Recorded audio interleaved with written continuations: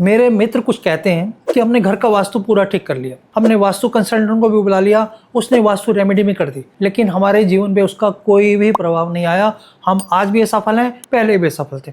क्या कारण हो सकता है? आप भी जानना चाहते होंगे कारण, तो मैं कोशिश करता हूँ आपका ये जो भ्रम है इसको दूर करने की। पहली बात समझे कि वास्तु कोई चमत्कार नहीं है कि वास्तु आपने कर दिया तो सारे दोष खत्म हो गए। वास्तु करने के साथ साथ आपको आचरण में सुधार करना पड़ेगा, अपने आलस को छोड़ना पड़ेगा, टाल मटोल को छोड़नी पड़ेगी, अपने काम पे फोकस करना पड़ेगा, अपनी दिनचर्या का फॉलो करना पड़ेगा। यदि आप ये नहीं कर रहे, 12 बजे 10 बजे सो के उठते हैं, रात को देर तक टीवी देखते हैं, शराब ज़्यादा पीते हैं, काम के जगह पर भी यदि आपका आचरण ठीक नहीं है, आपके काम वाले ठीक नहीं है, तो वास्तु का प्रभाव कैसे पड़ेगा? वास्तु क्या कर लेगा? ऑफिस में साफ सफाई नहीं रखते, घर में साफ सफाई नहीं रखते, तो वास्तु क्या करेगा? क्योंकि वास्तु तो ऊर्जा की जगह है ना, वास्तु तो ऊर्जा का क्षेत्र है। और यदि ऊर्जा को हम बैलेंस नहीं कर रहे तो हम क्या कर सकते हैं? ऐसा भी हो सकता है कि आपने इंटीरियर ठीक कर लिया कुछ हद तक जितना आप कर सकते थे, लेकिन जमीन की ऊर्जा का कुछ नहीं किया गया। कई बार मैंने देखा है कि जमीन की ऊर्जा भी आपके जीवन पे इतना प्रभाव डालती है कि सभी किए कराए वास्तु खत्म हो जाते हैं।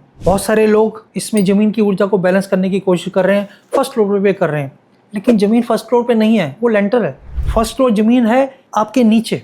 आपको यदि फर्स्ट फ्लोर के नीचे जाना है तो मिट्टी तक जाना पड़ेगा, वहीं रेमेडी हो सकती है। ऊपर चिपका देने से, ऊपर लगा देने से कुछ भी नहीं होगा। आपको अपने घर में साफ सफाई पे बहुत ध्यान देना चाहिए, अपने आचरण पे ध्यान देना चाहिए। अपने जीवन में यदि कोई तनाव है, रिलेशन है, उसको दूर करने की कोशिश करनी चाहिए।